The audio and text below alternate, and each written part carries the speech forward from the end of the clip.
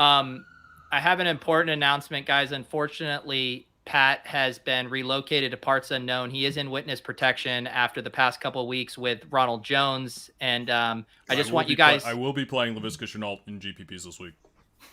Unfortunately, Pat does have to do this for the entire episode to kind of protect his identity and his family and his dog. But Ben, I mean, you know how this goes. Like, people online are crazy, and sometimes as a fantasy analyst, you need to be ready to just pick up and start a new life. Yeah, I mean, it's one of the most dangerous occupations in the world. We all know that.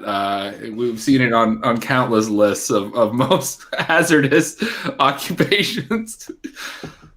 What Zadok will increase over time. Pat, I would say blink twice if you're okay, but I literally can't even see you blink. What is going on over there? I'm safe. Don't worry.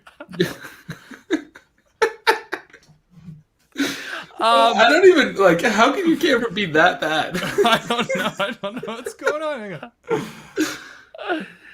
Nope. Still not at This all. is like the most busted setup I've ever seen. Your green screen has always been trash. And now, what the hell is going on? I think the green screen is going to be upgraded. I was discussing potential improvements on the green screen. Guys, we made it a bit, but it's not actually a bit. Pat can't figure out his camera. We had fun with this, but this is really happening. Pat works for one of the biggest corporations. There we go. There he is. Okay. Yeah. Oh, wow. So are you able to recreate that feature now on command? I don't know. Let me try. I have a. Let me see if this does it again.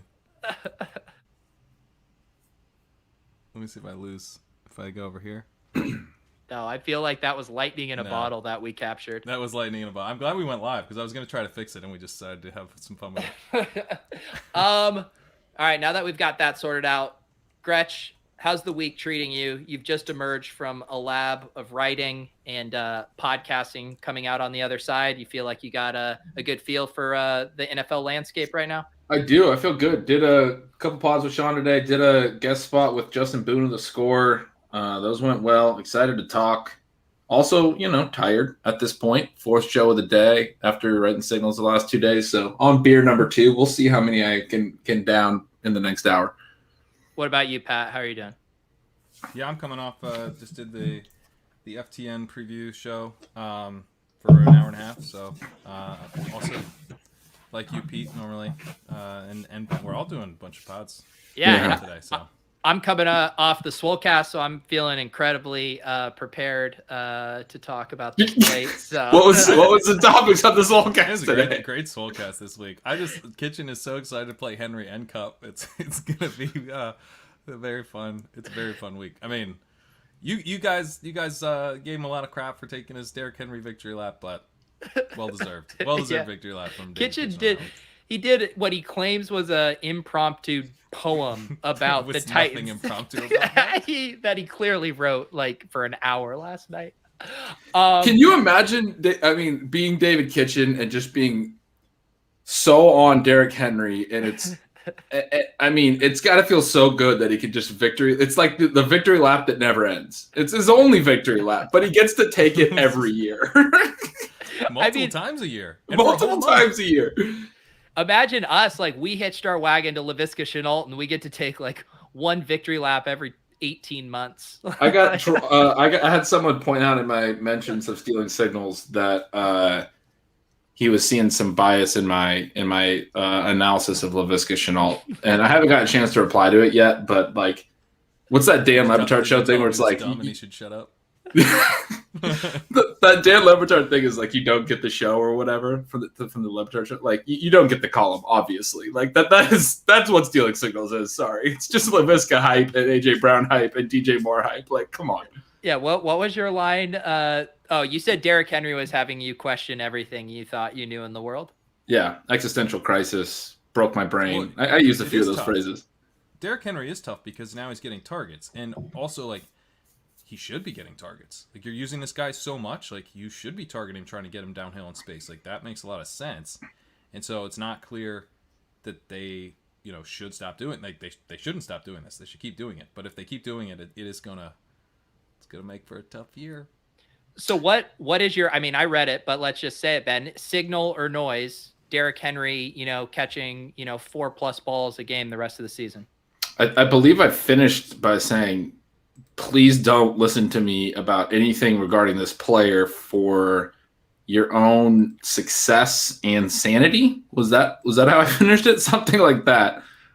I mean, I genuinely don't know. I don't even want to make a call. Chad is confirming what I thought I noticed back. Yeah, I'm noticing it now too. You asked, and how I thought about it was fine. Is it louder now? Seems a little better. Yeah. But let us know. Hang on, I'll try something else. We can't hear him. We can't see him. How's this? How's that? That's a little better. It's better. Still better? All right. Just lean forward the whole show. Talk like this. How about that? Can you hear me now we're getting the gain. There you go. All right. All right. So we went from an insane week last week with our Elijah Mitchell bidding frenzy to what feels like one of the worst waiver wire slates I can imagine. Like, I feel like this will end up being like, I don't know, bottom 10th percentile waiver slate on the year. There's nothing out there, guys. There really isn't much out there. There's some guys that got dropped last week in some of these leagues. And, I think you can go a little harder for some of those dudes. But other than that, and even some of those guys, like De'Ami Brown is one that comes to mind. Dropped in a number of leagues. You're not going crazy for him. So it's not a ton. Is there anything, Ben, jumping out on the waiver, of let's say the guys that are available in most leagues? Is there anything you're excited about this week? I will say Quinta Cephas is the guy that I mean, honestly, he might be one of the single best wide receiver bets we're going to have all year in leagues where he's available. If you're thin at receiver, if you're someone who went heavy running back, I think he's worth paying for. You got a bunch of things going for him. First of all, second-year receiver. Second of all, underrated prospect profile, had some legal stuff that kept him in school for 4 years, but was a true sophomore breakout. And we know he had to go back to school for a fourth year. He I believe, was suspended his entire third year. Pat, you might be able to correct that. And that probably also impacted his draft capital. But then you have the Lions looking pretty feisty, throwing a lot. They look like a team that's going to be really high in pass volume this year, like in the top 10, maybe the top 5. Just one of these teams that they don't have a very mobile quarterback. They're willing to play fast when they're down. We've seen it 2 weeks in a row. That looks good. Hawkinson and Swift are good enough that this offense is better than we thought. They're going to move the ball. There's a potential for a receiver now to be decent in this Lions passing game. It could end up being Tyrell Williams, but Cephas kind of all offseason was the guy that had the most upside in this entire wide receiver room. And now, like from the beginning of the game on Monday night, he was their number one, basically, with Tyrell out. They were throwing to him on the first drive. He scores a TD right away. He mostly did all of his week 1 work after Tyrell went down in the second half. But I think going forward, he has as much chance as anyone in that offense to be the clear number 1 going forward, potentially even after Tyrell comes back. He could be a second-year breakout. He could do all these different things. You don't find receivers like this on the waiver wire that have the legitimate potential to be like, maybe not a top 25 receiver rest of the season, but he can be a successful, like a good fantasy player the rest of the way from a volume perspective, from a production perspective, from an upside perspective as a second-year guy. If he's good. Yeah, the second-year guys aren't always the ones we think. These breakouts don't always come from those guys. You expect them to. And he also ran, I believe, a 4.740, which doesn't sound bullish, but I think for a reason for a guy to fall, in addition to the reasons that Ben mentioned, I kind of like that as a reason for him to fall, because I don't think that really has such an, like, if a running back has a 4.740, I'm way more worried about their potential as an NFL player. Wide receiver is such a skill-based position where if you don't have that long speed, it certainly hurts, but it's not like you can't succeed at the NFL with a slow 40 time. Like, there's lots of other ways to succeed as an NFL wide receiver, and the fact that, he had a little bit of buzz after last year, he now is getting on the field, playing a ton, playing well. I don't really have any concerns about that 40 time, and it makes me feel better that that's why he wasn't highly drafted. Ben, Ryan's asking here, do you guys have like a price range? Maybe even just like a percentage of available fab. Yeah, so very cheap for me too. The issue for me is we don't have any receivers to cut on any of our teams. We're receiver deep. This is more of a play. I could see if you are a running back heavy team that doesn't have receiver depth, I could see going up to $100 on it. But I 10%. I mean, in a $1,000 budget. But I wouldn't go crazy on him. I don't think he's going to be a superstar necessarily. But my point about him being the best sort of upside profile and everything is like, if you don't have the KJ Hamlers, if you don't have these guys that you feel good have upside in your wide receiver room on your roster, he's a guy that I would aggressively target as a wide receiver 5 or wide receiver 6 to round out, your potential late season upside if he does hit a little bit. Hamler's a good comp, because we weren't spending aggressive on Hamler either. I think we probably spent like $50 on Hamler or something like that. So that's probably or even lower, depending on what your team needs are.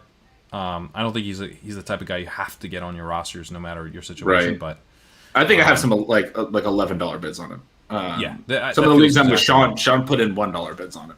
We're not that worried. We have some about $1 builds. Yeah, we have $1 bids too. Yeah. This is a $1 kind of bid week. This is like sneaking through your Demetric Feltons of the world that you're just hoping that the rest of your league is sleeping on and maybe something breaks right. Let's talk about, I think Cordarrelle Patterson is a guy that is floating around in some leagues. I feel like he's a bit of a tough eval as far as what his true upside is. I mean, he pretty much split work down the middle with Mike Davis. Obviously, he's the one that gets in the end zone twice. And I would assume we are we more bullish on him as a pass catcher than Mike Davis? Where are you guys at on that?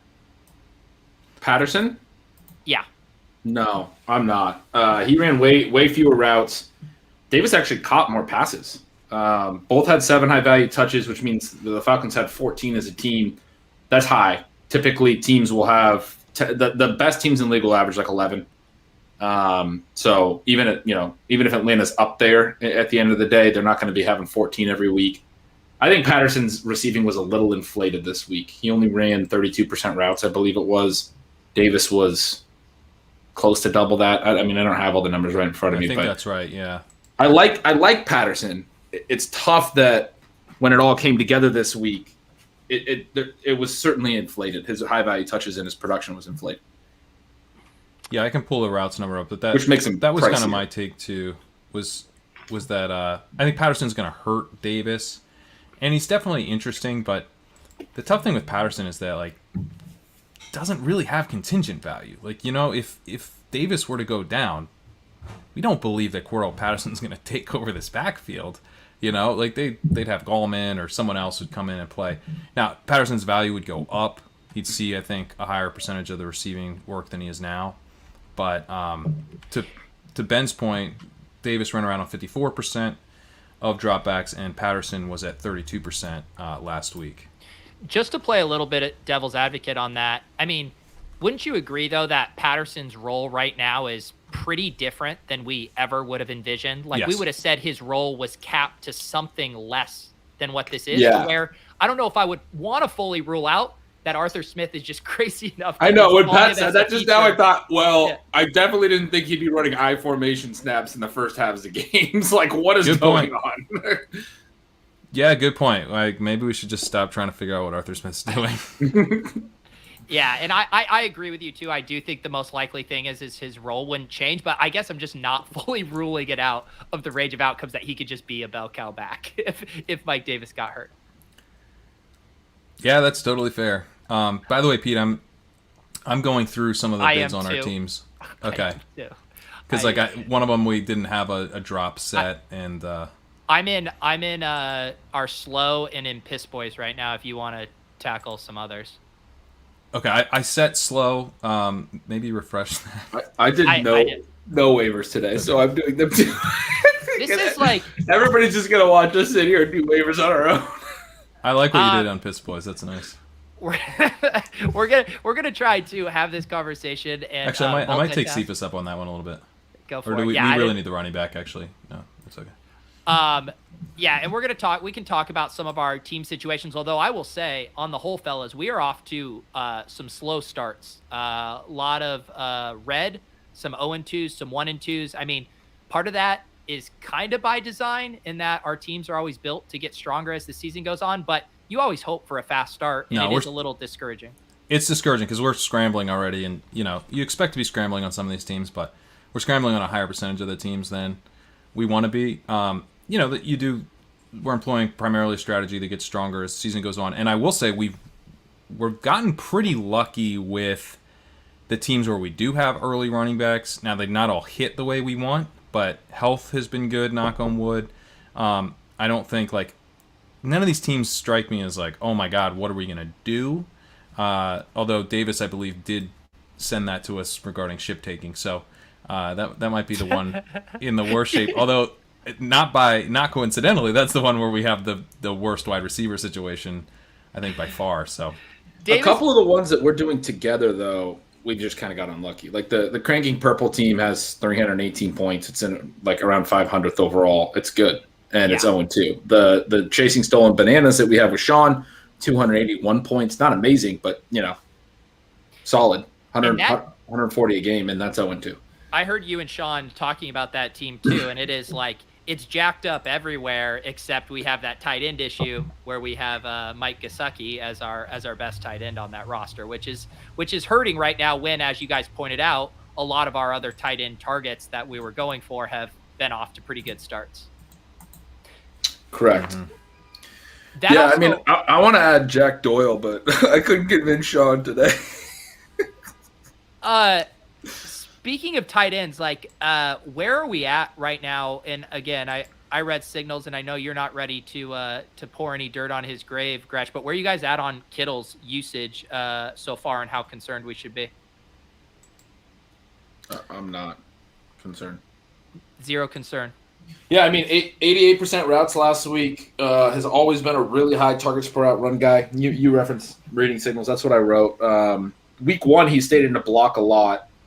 Week 2, the fact that he was out in routes that much, it's just a massive fluke that he only got 4 targets while running routes on 88% of dropbacks. That's not going to happen a lot. The other thing is that on the season, he's got a target per route run of 20%, which is good for a tight end. What we need is more volume out of this offense. We probably need them to switch to Trey Lance relatively soon. He's got an ADOT right now of 2.2. That's not helping, but that's not generally been the way he's been used. He gets. That's a pretty good indication of the issue, though. They're gonna manufacture some catches for him near the line of scrimmage. That's where the 2.2 is coming in. Typically, he's also getting targets down the field. Those have not happened in a small sample. In a small sample. I understand the underlying usage is good, but from a macro perspective, I guess you could say it's concerning that their running backs are decimated. Brandon Ayuk has done nothing, and he still hasn't been able to get a decent amount of targets in production through 2 weeks. It's concerning to me because of the overall offensive environment. He has a 2.11 yards per route run. So he's been good. If we got more routes, we would have everything we need. A 2.11 yards per route run is awesome. So it really does just come down to we need more passing attempts from this offense, I think. But you said he's at 20%, which is good for tight ends. The last 3 years, he's been at least at 26%. Last year was 28. The year before, 31%. So 20% is good for him, but it's good for tight ends. It's bad for him, really. It's bad for him. Yeah, he's below, but that's just how crazy efficient he's been. We're at 2 point. Normally you'd expect his yards per hour to be 2.7 or something off the charts, but 2.11 is still quite good. It's really just it's not good enough to make up for the lack of overall offensive volume. And then the second part of that I wanted to say, I agree with you on targets per run being fine, but it's a 2-game sample. Week 1, he only ran about 50% of the routes, and so his targets per run was pretty solid. Week 2, he ran 88%, only gets 4 targets. His targets per run was actually really bad. Very un-Kittle-like in week 2. That was sort of the point I was making. Overall, it looks kind of okay. But my point is the fact that he ran 88% routes in week 2, and it will fluctuate. They'll keep him in game plan-wise sometimes to block. But the fact that he ran 88%, he's going to continue to do that. We didn't see for the second straight week that they kept him in the block for 50% of the snaps, right? We didn't see that they're doing something different this year where they're just going to make Kittle block a ton. Instead, we saw him running a bunch of routes. And so, I mean, like you said, the underlying metrics and a lot of that stuff is a little concerning. The lack of passing, a little concerning. I also think George Kittle, if he runs 80% of the routes, is going to have a 30-point game like this week or next week. Like, I'm going to play him in DFS like crazy if people are concerned. You know, I even pushed back on his week 2 target per route run. He had 14% target per route run, which is not great, but like that's like basically what Logan Thomas gets. And I think the bigger concern, he had a 4.3 yards per target. Not concerned, but this is, I think, the bigger reason why I didn't have so much production. 4.3 yards per target on an ADOT of -2. So, like, that usage, I just, you know, they got to start using him downfield a little bit more would be the biggest concern for me. But even this, like, if he runs close to 90% of the routes and he's targeted like a regular tight end, he's still George Kittle. I would expect his yards per target to be great. Like, he can still be pretty solid in that standpoint. It's really just, we just need more passing attempts for San Francisco. Here's a pressing matter. We don't have any bids in for ship stealing. Our collective slow draft. Well, this is good because we. Yeah. So let's go through a couple things. So we're in rough shape at quarterback with Burrow and Trevor Lawrence. Burrow, of course, going against the Steelers. The question is, do we could upgrade to a guy like a Kirk Cousins, Daniel Jones, Darnold, Bridgewater, Derek Carr type? Or do we think the upgrade is marginal enough that we want to stick with these two guys and not drop one? Because we probably don't want to carry 3 quarterbacks. Unless we're going to move on from one of our IR guys. I mean, all our running backs look like holds. And then you have Michael Gallup, Jerry Jeudy. I guess Diami could be in the conversation, but we're thin at wide receiver. Right, yeah, I agree. I think we should drop one of the quarterbacks if we're going to pick up a quarterback. I don't want to carry 3 here. Ben, do you have takes on this? I mean, I really don't want to drop Joe Burrow. But then Trevor Lawrence has the better kind of matchup this week, although you could upgrade his matchup. I mean, what's your take on that? I don't think we can drop Burrow.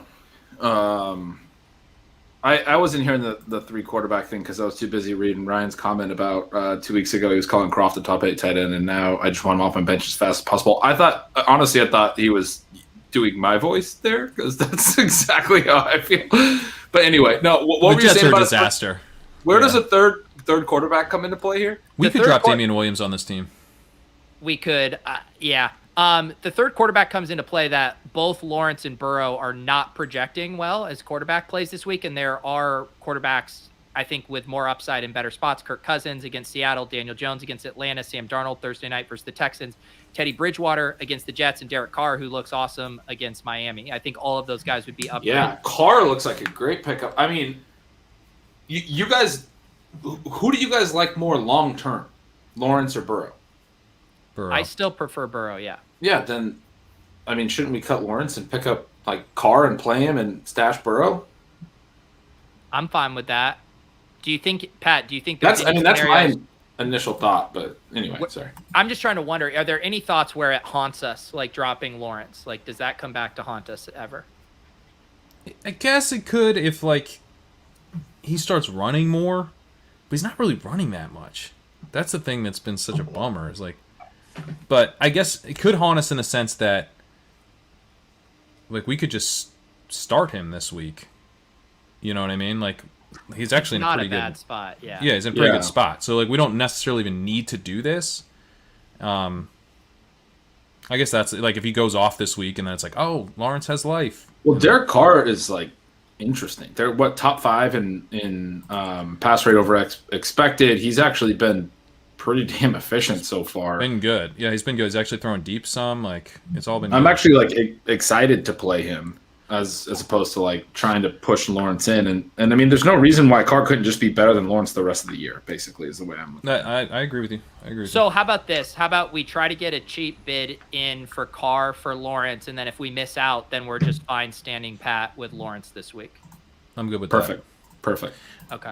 Where are you guys at on Justin Fields? Because Pete, on our slow main, we've got him, and you've got us dropping Baker for another quarterback. I almost would rather roll with Fields this week and then try to get Baker out for another skill player and go to 2 quarterbacks in that league. What do you think about that? I'm fine with that. Yeah, okay. I think. Oh, guys, in our league that we hadn't done any bids on, Zack Moss got cut in that league too. We got to have that talk. Oh, let's go get him. Wait, did he? Yeah. All right, yeah. First of all, why was Zack Moss getting cut? I don't know. He's 98% owned, but he's available in some of the leagues we're in. Do we want to do like a similar bid that we did in Cranking Purple for him? Did we bring that bid up? Because we should have brought that up. I don't know if we brought it up. I don't remember what it was. I don't believe. I think last I saw was the last thing that we heard from Crack Rock's interns. So real quick, then, just let's go with like maybe like a third double that? of the. Yeah, let's go double that. Yeah. Okay, I think we should double that. Is Damian Williams the cut? I think Damian Williams is the cut. Yeah, I think that's right. Talk to me about Damian Williams, his contingency upside is still the same, but he just doesn't have standalone value now. Is that kind of the take on Damian? Yeah, I mean, I missed it that in signals that David Montgomery got hurt a little in week 1. I was pretty excited about Damian because Montgomery only played 59% of snaps, but Montgomery played 80% last week. Like, he's pretty clearly the workhorse again. So, yeah, you're just basically on a contingency guy, and then we're not really clear. I mean, I guess there's upside, right? Pete, you liked his upside, his contingency upside. We don't have to cut him. I mean, the fact that he's a pure, contingency play definitely takes some of the shine off. I guess it comes down to how good we feel about our running backs in this league, because we don't have much. Oh, no. I think we have a lot more than in my other leagues. We got Tony Pollard. We got James White. Yeah, we got Sony Michel. This is like our best league. Williams. We got Antonio Gibson as our anchor. Like, I'm feeling good. Yeah. I'm Jamal Williams. Our running backs are taking me out to dinner this week. Robust Pete over here. Gotta add more running backs. Well, we're in our ship taking league. Our second week in a row, we're gonna be starting 4 running backs. So that's how fast life comes at you. Okay, yeah, I'm down to put in that bid. And similar to kind of the Lawrence Is thing. Sam watching? Yes. Our bids are messed up on this on our team with Sam. I'm gonna do a PSA. If you're watching and you're in leagues with us, grab the steering wheel. You are the captain now. Check the bids, get them in, and go by God. Sorry, not Sam Hoppin. Sam Sherman. Sam. Which Sam? Wait, we could cut Diami. I mean, I don't want to, but we could. No. If it's for a running back, I'd rather cut Williams. Yeah, that's fine. Right, wide receiver. I think the Damian bid or drop is similar to the Lawrence drop, where it's not like I just want to be dropping him for any random like Jeremy McNichols, but for like Zack Moss, that swap makes sense. Yeah, I completely agree with that. That's a good point. If we add Moss to this, like, then we have, again, Michelle might play a lot this week. We don't really know. But we would have Michelle, Moss, James White, Dylan, Pollard, Tyson, Gibson. Like, all of those guys are good. They're all better than Damian in my book. This should be a great spot for Tyson this week against Detroit. Like, I'm gonna throw in a little defense bid on ship stealing. Yeah, I was just getting to that. I don't know what D's you guys are on, but I'm just gonna throw a couple of them. I can give you some. Panthers are available. Giants and Titans look like best available in this league.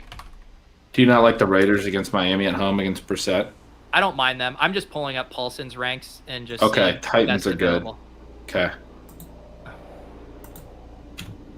Giants against Atlanta. I don't know if I want to play the Giants against Atlanta. I'm gonna do Titans and then Vegas. That's fine. Okay. He does have Panthers in a tier kind of above those other guys at home versus. Yeah, I did that. That. Okay.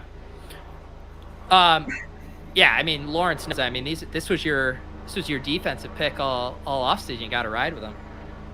Whoa, the Panthers? Yeah. I mean, basically all my co-managers decided that they wanted to cut him last week, so I only have him in a third of my leagues instead of 2/3. But did we cut him in this league last week? I don't think we had him. No, I don't think Pat. I just sounds like Sean cut him in a bunch of leagues when I was with him, and then my other guys that I do stuff with, we had him in both leagues, and they wanted to cut him, and I was like, why? The Saints aren't that good. We picked up the Saints in one league to cut the Panthers, and the Saints got crushed by the Panthers. Pat, it sounds like you're like broadcasting from the highway now. Well, you guys had me take off the filter, and now they're coming for me. You know? I mean, There's a helicopter overhead. yeah. Yeah, I'm glad I look better, dude. But now it's all over. So thanks a lot. I hate this bit. Just get your audio fucking figured out. There's no audio fix for a helicopter above my house. What audio fix do you want? This audio fix. I just muted you. This is great. Oh, God, this is so nice. Finish our bids in mute, Pat. Oh, man. You gotta hear that sweet Is New there- York helicopter. Is that seriously a helicopter over your house? Yeah, it's a helicopter. We get it. You live in New York. Things are happening. That's how I feel. I get it, man. I'm in New York. Oh man, we only have 10 minutes. I'm glad you guys caught that we didn't have any bids in that league. I mean, That came in under the Wow, wire. it's really we low. spend the amount of hours we have collectively spent to get ready for this week. Is it that we're so selfless, guys, that we want to get Yes. everyone else ready? Yes, that is a very good point. It is that we're so selfless. How much should we bring up this crack rock bid? Yeah, let's pull up the crack rock bit. Honestly, dude, it's that like this week was so gross on waivers that we just needed to feel alive. It was. Let's talk a little bit about the San Francisco situation, because that's one we haven't talked about at all. I was in the Discord kind of standing for Jacques Patrick. Where's your guys' current take on this? Pat, I'm muting you when you're not talking. It's I don't know. I want to hear your take on it because you're in on him. He's like 6'3", 200 and something, 235 pounds, big dude. I don't know that really fits with San Fran. I got really excited for a while after you said that, and then later I've kind of like come down a little bit off it. But especially because of the Sermon news. Pat made a good point that if Sermon plays, he's less interesting.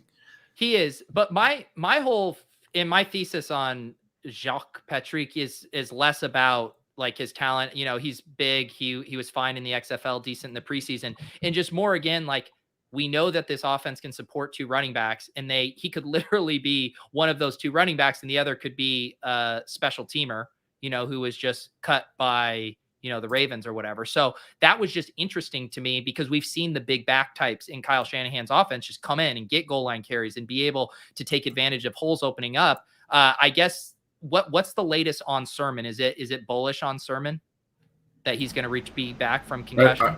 Limited practice, I believe. So, you never know with a concussion. But if he comes back, then I'm a lot less interested because I have no idea if Jacques Patrick is good. I've never heard of the guy until today. No. I have no idea if he's good. But I don't know anything about what Kyle Shanahan's going to do. And the system's awesome. They're going to run the ball a lot. He's big. He might get goal line work. They clearly need a running back. So if it's like, hey man, you get to pay $1 of fab, and you get to see this guy in a Shanahan offense on Sunday. Well, I want to do that. That sounds great. But if I don't get to see him on Sunday, then I'm less interested. My take is your bids on him should be similar to what they were on Hasty last week. And I mean, is that a fair take? I would be, because we don't even know if we're going to see him, I would keep it lighter. And also, I don't think people are really on him. So I'm trying to sneak him through for most probably $15 or something. Yeah, I mean, that sounds right. I will push back on people not being on. I mean, like, he went for a decent amount in my Scott Fishbowl league, which I normally use as like a barometer of people who are on top of it. But I guess the XFL crazy thing too. I wasn't an XFL guy, so I may be wrong on this. People might be excited. Henry, you cannot give your direct bid range away right before waivers. That's No, you can. rating. You can, but you have to wait another 4 minutes. You do it at 9:58. Henry, that is not allowed. That is not allowed.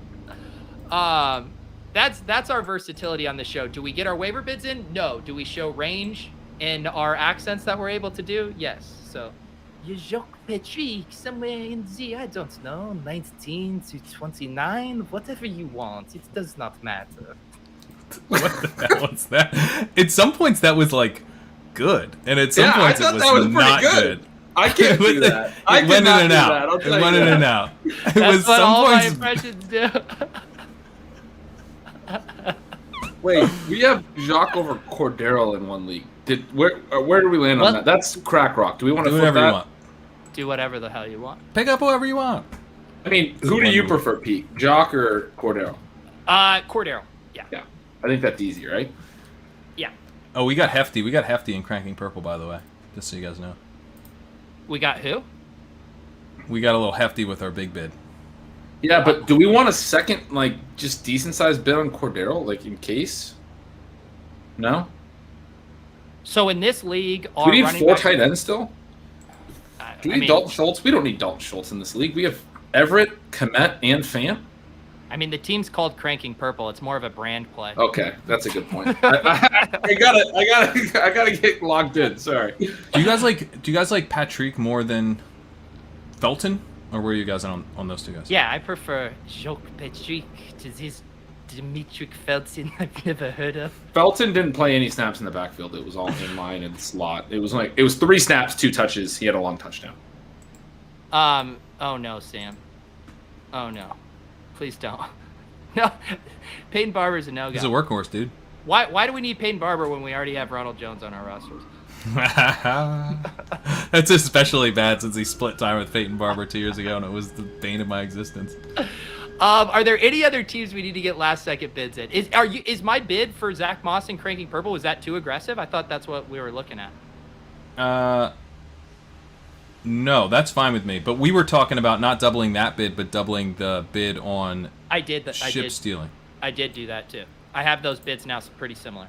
Okay, I'm good with that. I like them both. We're dropping Hunter Henry in the league with the Buckeye Boomers League. That seems wrong. Yeah, we were talking.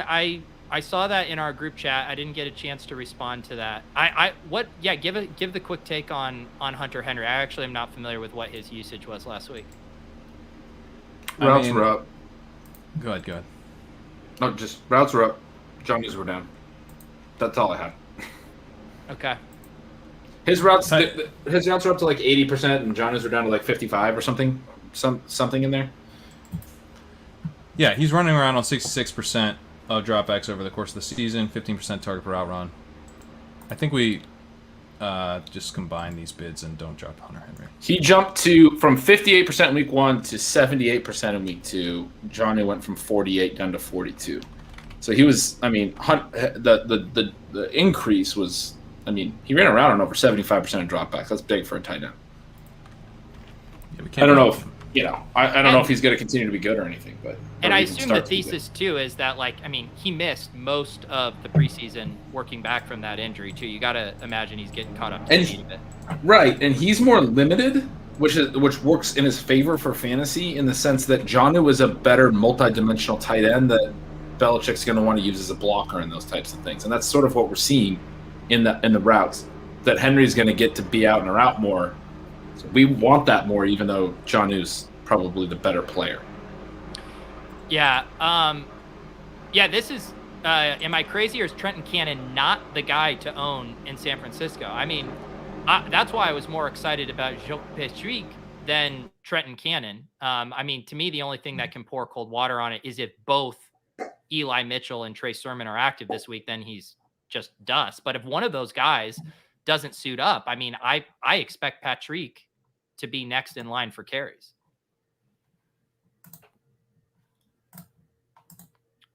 I think our bid. I'm not trying to leave you hanging, but this helicopter's like right outside my window, so I'm just trying to be on mute as long as I can. Like, I was like, man, that little kind of awkward silence there, but I'm like, what am I just supposed to yell at this helicopter?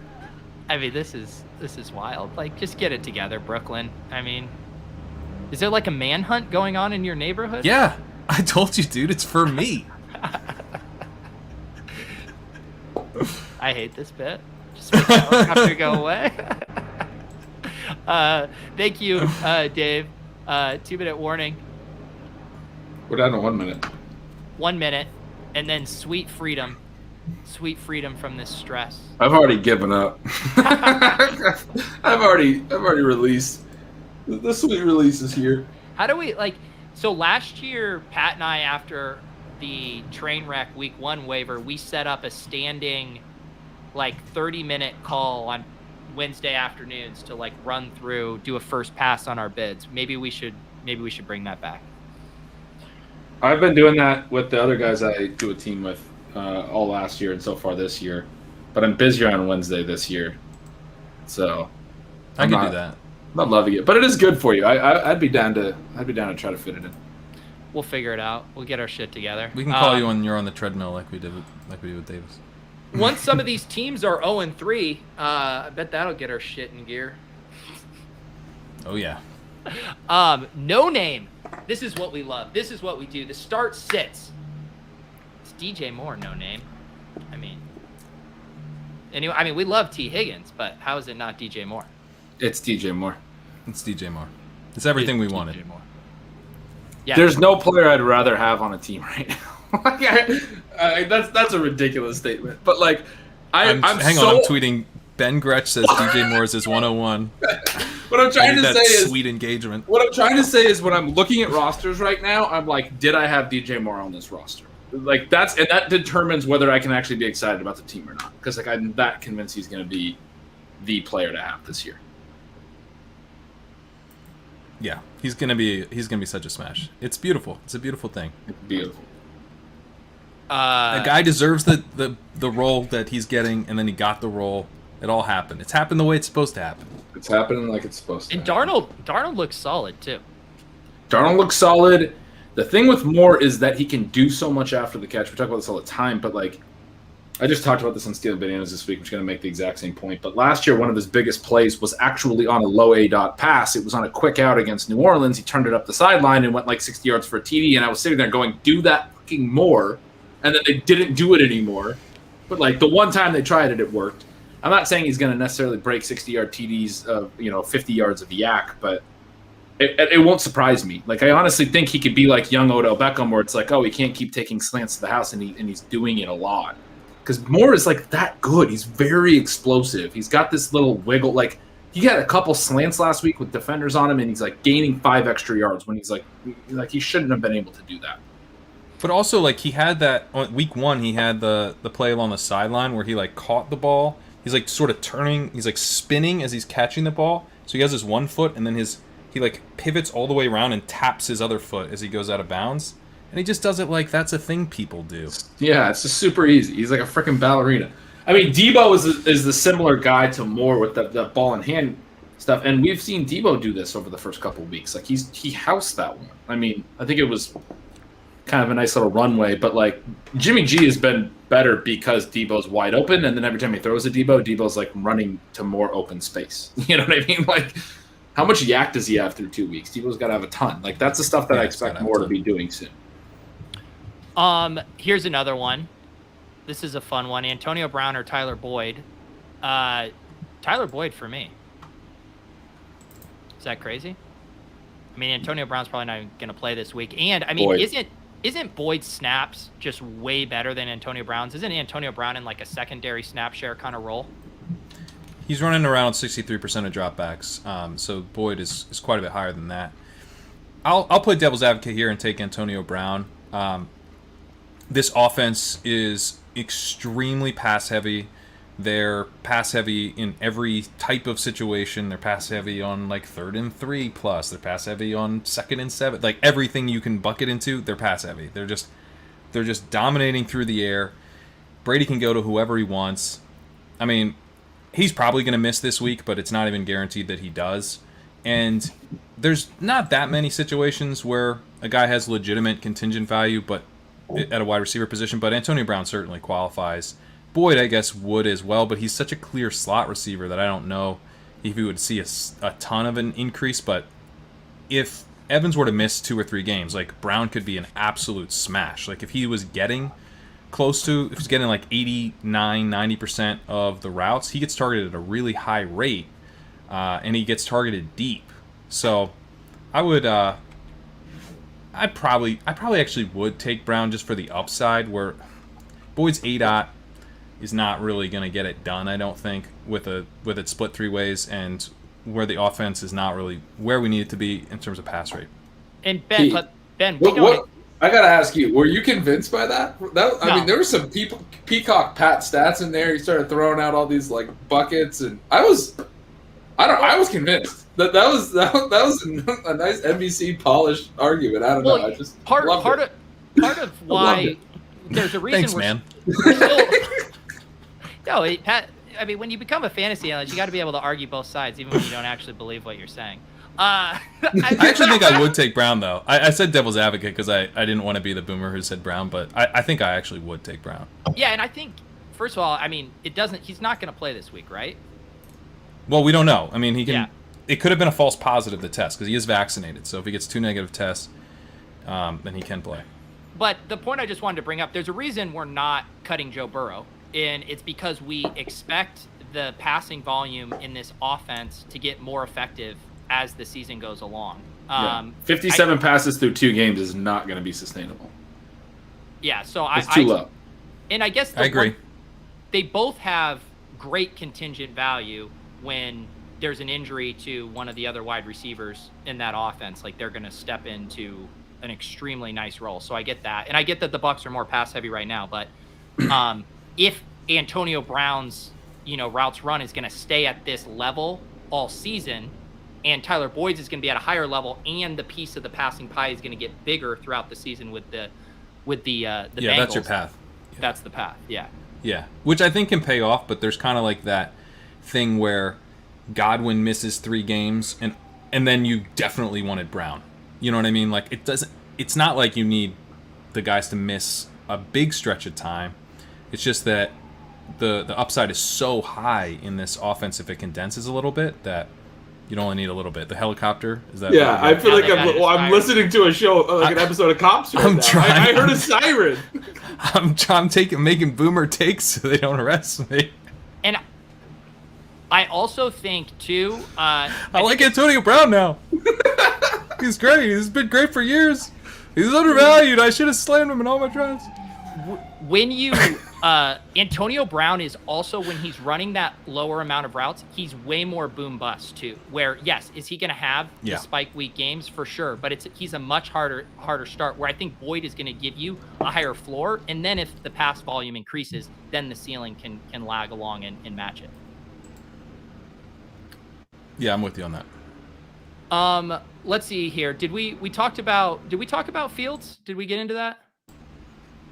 I mean, you're excited enough about him that we didn't drop Baker Mayfield for a quarterback play. We were just going to roll with Fields as a starter in the high stakes league. So we're pretty excited about Fields. Get the rushing. Get the is Darnell Mooney going to be like massive chalk this week, Pete? I don't know. I don't think massive, but I could see it happening. Like too chalky. Yeah, because I think what happens, and I heard Drewby mention this on a podcast, and I don't even think it was about this example specifically, but just how the tournament fields generally follow like the cash game build. And if Justin Fields becomes like the de facto cash game quarterback this week, that people are going to be looking for just kind of that natural stack with him because they'll like how he'll fit in lineups. And Mooney coming off that really nice game, I could see just being the logical stack partner for Fields teams. Yeah, and then that gets you like on a build where you can't like differentiate. Like, so I'm worried that happens because then if that particular stack is like too chalky to really feel great about, then the whole lineup is probably going to end up being chalky, I think, right? Not to make this a DFS show. Wait, am I not going to be able to play Justin Fields? Is that what we're learning? No, I think you I'm can. I'm a little bit worried about it because I really want to play him. Yeah. I think you stack him with probably Kmet or Robinson. He's a skinny stack guy, though. I don't think you want a double stack. Yeah, I agree with that. Yeah, he's a skinny stack. Yeah. Maybe I'll play him naked. I think All right. I'm done with naked. I'm fucking crazy. I don't think... I'll do it. oh, shit. He's doing it. I fat-fingered my main lineup last week, and I didn't get a stack in with Jalen Hurts. I did skinny, or not skinny, naked Jalen Hurts, and it was my best lineup of the week. Nice. So, There you go. there you Not go. my best DFS week last week. It happens. Me neither. I play a lot of KJ Hamler. I did too. I had him as my bring back. Yeah, that didn't work out. I was all over the Seahawks game. Didn't bring back with Derrick Henry, even though Leone was like, "This is probably the week to play Derrick Henry," and I was like, "No, Leone, this is the way." But then he smashed. I had a Russ. I had the setup. I had a late swap to Idiot. Russ, Lockett, and Henry, and that lineup still didn't make that much money. It just made like a little bit. Such a bad week. Yeah, not a great one. All right. Waivers have processed. I'm tabbing through. Pat, in our slow main that we did, our first one, we got Jacques Patrick. Let's see what we did. And who else? here. We put in 2. We should have gotten 2. Let me go back. I already closed out. I opened 17 tabs, and I closed. So you're not a fan of the wheel? You don't like the FFPC wheel? I'm old school, man.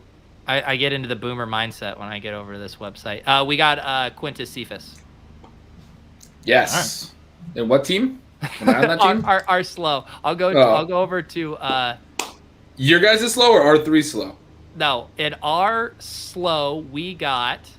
No, in the slow that Pete and I started the season with. This season, yeah. So I didn't get Cephas. Damn. We got Tennessee defense, and we didn't get Derek Carr, so we're rolling with Trevor Lawrence. Shit. Shit. Did we get anyone there? On Piss Boys, we got Jacques Patrick. Looks like it's we're Jacques season. Jacques season. Jacques season. We're just slowly offending all the nations of Europe. You gotta get Hassan on here once we get to Australia. Oh, there you go. We got Zack Moss on Cranking Purple. We did a bid of like 430, I think. Yeah, that means we definitely got him where we bid like 600. Sean really wanted him. I was like, this feels aggressive, but okay. Go potty. Go potty, Pat. Go potty. All right, hang on, guys. I'll be right back. I gotta take care of something. God. It's been that kind of show. The helicopter's still going. Yeah, it's a loud helicopter too.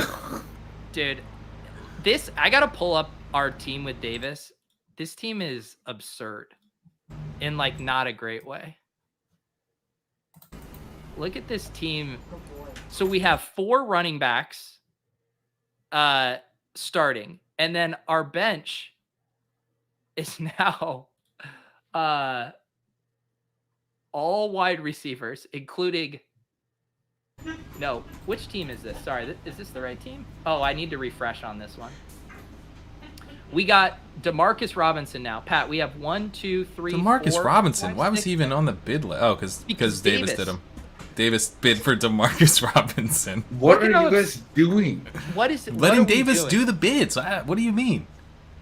What is Davis doing? Scroll back up. What you're playing 4 running backs in your starting lineup? Yeah, but I mean we have to.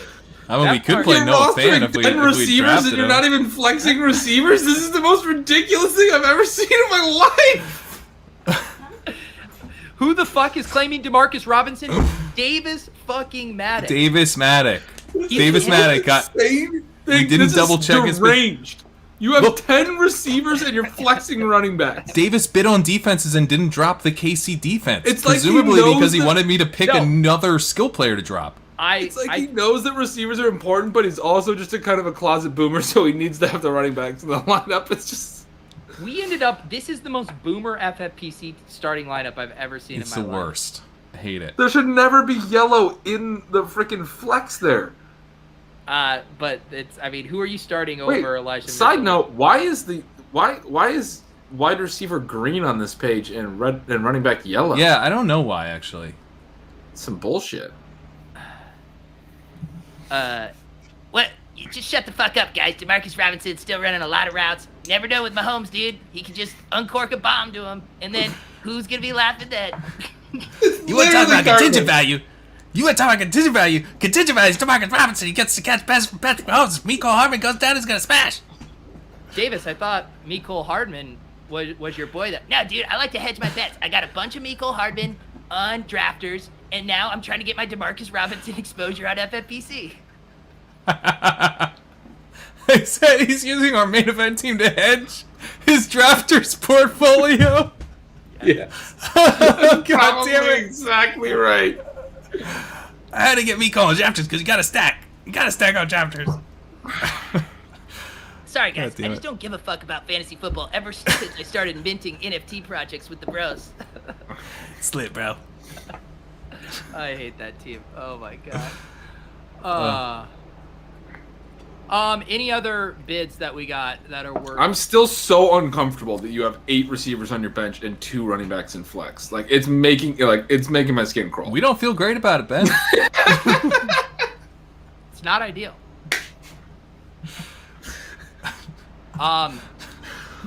We didn't put in a single bid in our the ship chasing listener league on KFFSC, but that's a gift. That's a gift to the Timu's listener. fault. Timu? Yep. That's your fault. Timu, we talked to about if we win the league, then Timu's gonna get the credit that we get because he was a narrow miss for the listener league. But in exchange he's doing the waivers for that league. Then How is that team looking? The listener league? Is that the KF? Well, we didn't set a starting lineup, Ben, the first week. We had like 8 guys on just straight up not in the lineup. hang on.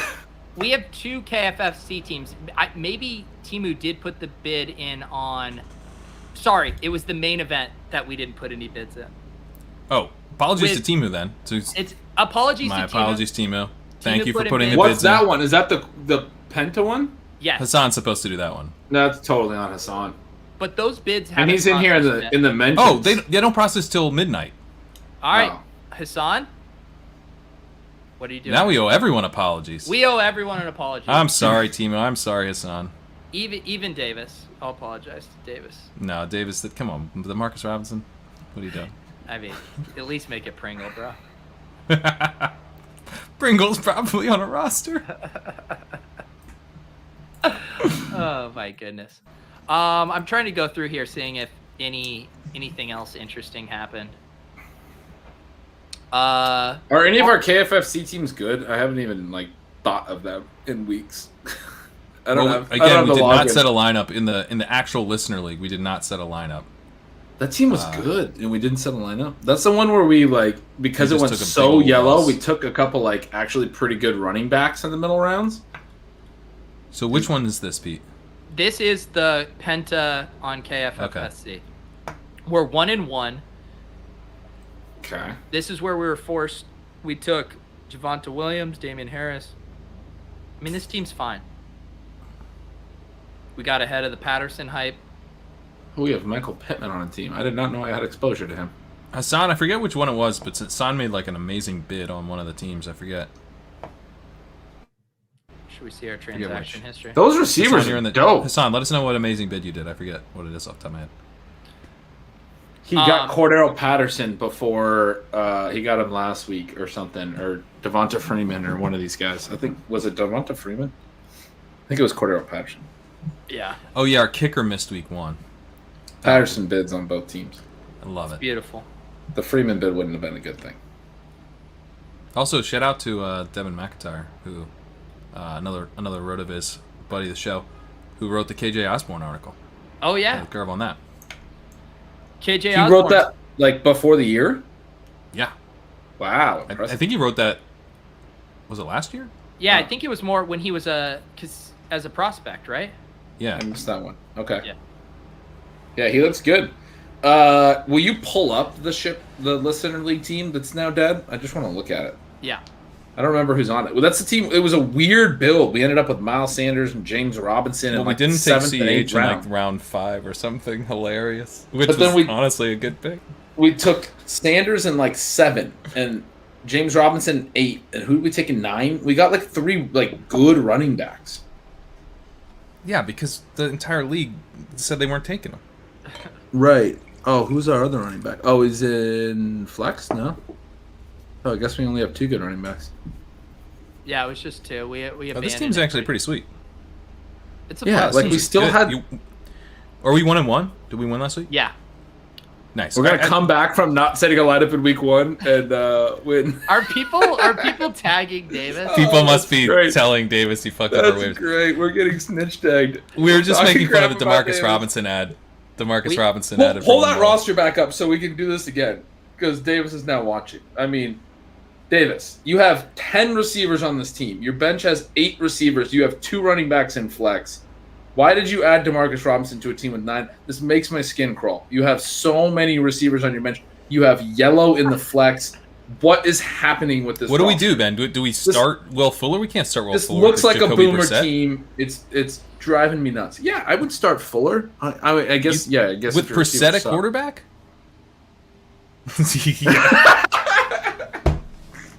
It's a structural thing, Davis. That was perfect.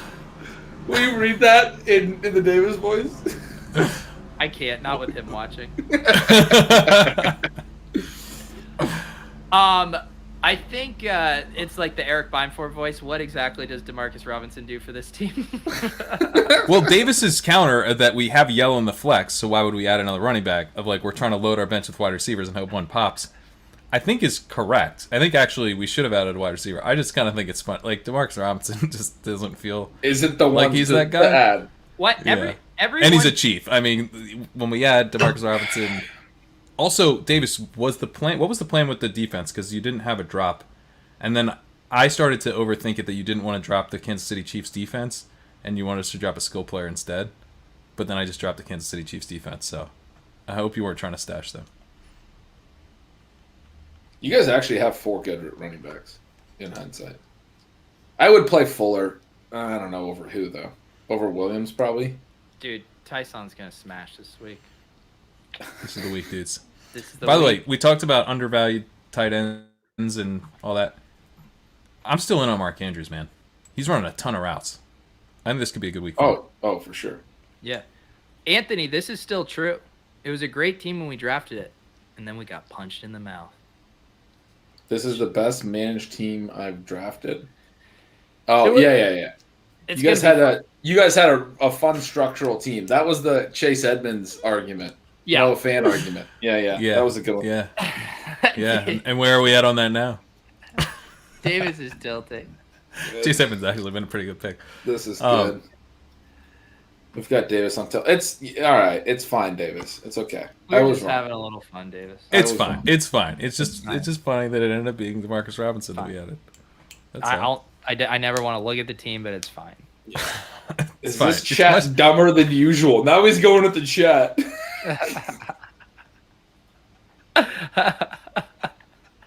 Hey, take it easy. There are dubs. Yeah, don't come at the chat, please. Don't say that. They just had to sit through an hour of a helicopter over. It's Pat's still apartment. you guys probably can't hear it anymore, but it's still out there. It's not actually that bad. Davis is smart. Don't be mean to Yeah, you Davis. Yeah, guys don't be are- mean to Davis. Yeah, It's not- stop. He's our buddy. We're just playing with him. He's we're, a Yeah, we're just sharp we're just dude. having a laugh because it was a chief. That's all. Yeah, please. Get out of here with this Davis FUD. Yeah, I mean, Davis gets a bad rap for absolutely no reason. Absolutely no reason. One of the sharpest dudes in the industry. 100%, I believe that. All right. Any other loose ends, or should we pack it in tonight? I think we covered it. I tried to bring up Mark Andrews, see if you guys had any interest in discussing him, but you're just gonna. What is there to discuss? If you have him in season long, you just keep starting him. Next. I like him in DFS this week. I don't even play him. Stop trying to turn this into a DFS show, man. This is the one safe space, and not talk about goddamn DFS. I'm gonna stack him with Lamar. What do you think about that? What? Yeah, I mean his what? Do your Mark Andrews rant. Here's my Mark Andrews rant. If you look at his routes run on the season, he's running around on 93% of dropbacks. Before last season, we were like, praying that Mark Andrews would run a full slate of routes because he never Someone was. clip that eye roll. Someone fucking clip that eye roll. Come We on, were let me like finish. eye roll praying. Yeah, that's what I was. I was praying to the Lord. I wasn't eye rolling my eyes. Anyway, so here Please we don't are. take me, helicopter. Yeah, I like Antonio Brown now. Don't take. No, so we're hoping that Andrews would run a full slate of routes. This is the usage we kind of got it last year. This is even better. 93% of dropbacks. That's awesome. Everything else isn't great. He's getting targeted on 15% of his routes, right? Normally, like in 2019, he was up at like 30%. Last year, over 20%. So the 15% is a bad sign if we weren't like pretty convinced that this is Lamar's favorite target in the offense. All throughout training camp, they're talking about how, wow, there's no surer thing in this offense than Lamar Jackson to Mark Andrews. That these guys have a connection. He's constantly looking for him. Blah blah blah.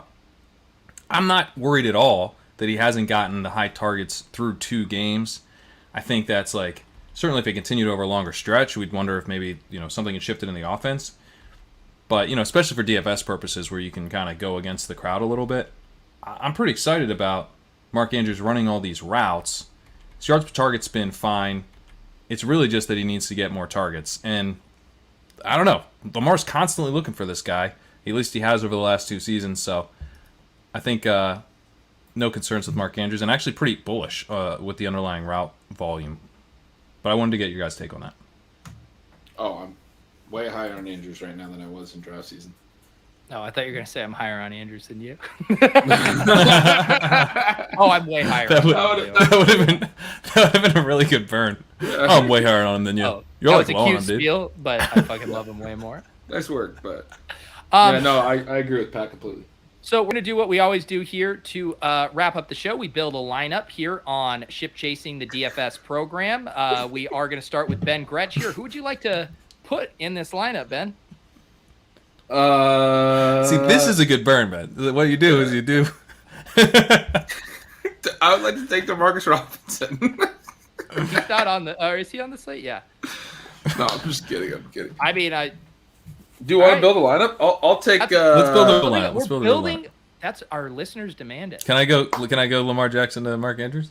I was gonna do Fields and Kittle, so that's why I didn't do Kittle at first. But now we're doing the stack. Yeah. That is Davis Swolecast rules. You get the 2 picks for the price of 1. Yeah, you get to do the stack. All right. Gretsch, it's over to you. I haven't looked at DFS at all. I don't know a damn thing about pricing. Doesn't matter. the Millie Maker. I don't even know the matchups that well. Let's just play Visca. I've never really watched football. Wow. It's the Millie Maker. It's time to play Visca. LaVisca, fucking Chenault. All right, let's play Hopkins on the other side of him. I think everyone's gonna play. Now we're Millie Maker in it. I like that little stack there. All right, back to Pat. Let's bring it back with DeAndre Swift. Okay, we are gonna need to. Okay, Swift is 5,800 is nice on Swift. This is a good looking. Should we get Hamler in this lineup too? It's back to you, Ben. I mean, we got to get a cheap receiver in here. I feel like there's some other options. What other options? Brian Edwards is really cheap. Diami's cheap. Cephas, although we already did the Swift bring back, but we could game stack it. Oh, we actually could game stack it. The Lions are willing to throw. I do kind of love Cephas, but he's gonna be popular. Hamler's. You guys don't even want to play Hamler. No, that's why that makes me want to play Hamler. If this is the Millie Maker, I want to put Hamler in it. A one-off Hamler. Let's do it, dude. I mean, it's a Millie Maker, so you know. No, I'm not saying that. Yeah, he was so open in his week 1, and we're just acting like that didn't happen. He catches that TD, and we're talking about him a lot different. If anything, I love Hamler more than you this week, Ben. Yeah, you're pretty low on him, man. Damn, sorry. I gotta get higher. All right, here we go. All right, you know who I want to go back to? Can we afford? Let's get Jonathan Taylor in here. The field's gonna be off him. The field's definitely off him. Oh god, now we gotta play These are a lot of brand guys in this lineup. Yeah, well, I mean, can we fit AJ Brown to flip back the Jonathan Taylor play? I think we can. Let's just put like Bengals D down After here like against a bunch of Roethlisberger. drops, but 9 targets, 170 air Isn't yards, he like AJ right Brown's around about to 6,400? rebound. Let's see here. This is the all drops team, AJ Brown and LaVisca. Oh, Oh, bro. Wait, there's no 2KD? I'm sure. You play Play one of those. what? wait, we're stacking both games. You want to play the Jags? Yeah, we're gonna get pass attempts. I mean, whatever. Wow. Look at this. Aren't you afraid about the Q tags, bros? Nah, dude, this is the Millie. Let me get I gotta get Hamlin our flex, bro. He plays late. The type of thing I would have never noticed, but Hey, Ben, will you ask the viewers not to dupe this? yeah, I mean, don't please, no, please, All right, it's Don't done. do this, bros. please don't do. I'm just seriously, I'm begging you. Like, you know, we neglected our own bids this week to make content for you guys. The least you can do is not dupe us. I'm evading the law. Please don't do me. Yeah, Pat's already catching enough heat. All right, ladies and gentlemen, thank you for coming out to Ship Chasing. Quick plug, Sam Hoppin, Stat Chasing dropped yesterday. God. Another very good episode. So Please good. check that out. Gretch over at Stealing Signals. Also, Gretch just launched the Discord. The link should be in your inbox if you're a Stealing Signals subscriber, correct, Ben? Yes. There you go. Hop in the Stealing Signals Discord. Ask Ben lots of start-sit questions. He loves them. Just be sure to give him the specific scoring settings. You do like screenshots of the scoring settings with the start-sit questions. That's what you were saying earlier? Yeah, that's exactly how I put it. Pat, I assume you're going to be either incarcerated or broadcasting from Puerto Rico next week? Yeah, I'll probably have to write this on the run, but I will have my Friday column, the Friday walkthrough. Thanks to Ben and Pete for helping me come up with that name, by the way. That'll be out on Friday again. If you didn't have a chance to check out the first one, It was awesome last week. Definitely. Thanks, read man. that. Did you? very stats-based preview column. Yeah. I mean, the article is great, but I kind of want to know around the Peacock water cooler. Lots of like, man, great name for that article. Like, what's kind of the chatter? Ben? Was there a few bats on the back about that, or? Wow, Yeah. Pat, it's so simple yet clever. People were excited about it, guys. People really We did about a half an hour of brainstorming after ship chasing last week. That's right.